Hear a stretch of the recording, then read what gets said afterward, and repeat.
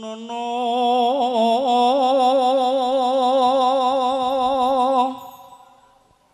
winto nono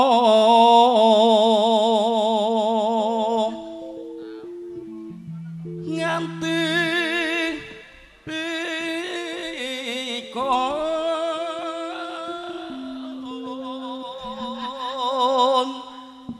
mangsa dadak bisa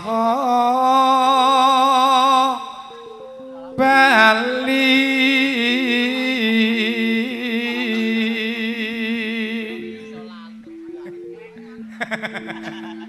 awang karo lenggah ya marang diko ingkang tuhu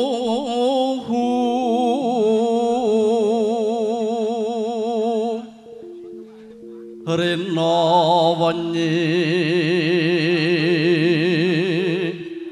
dadi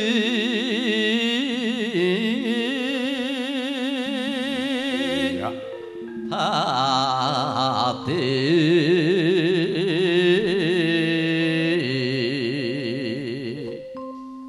nonano ara prasaja tur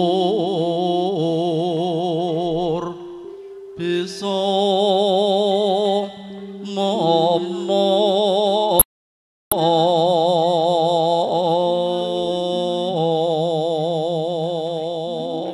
matur nuwun berkahipun bawa wabil khusus katur putra temanten berdua yang sedang berbahagia monggo dadi ati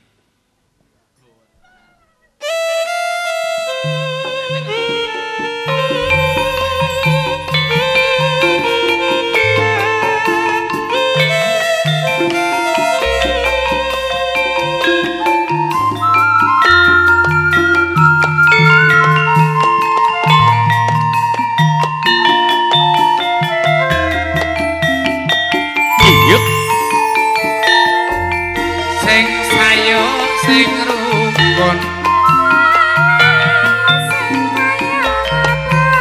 kaya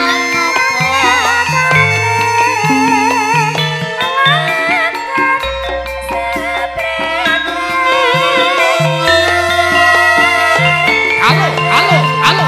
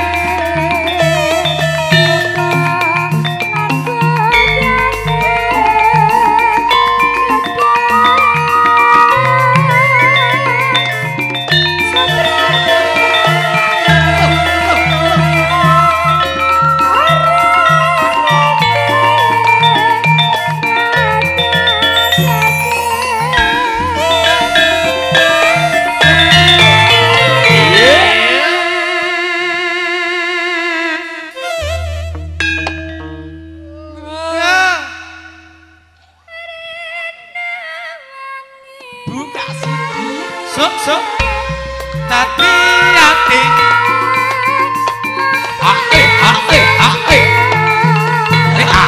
lo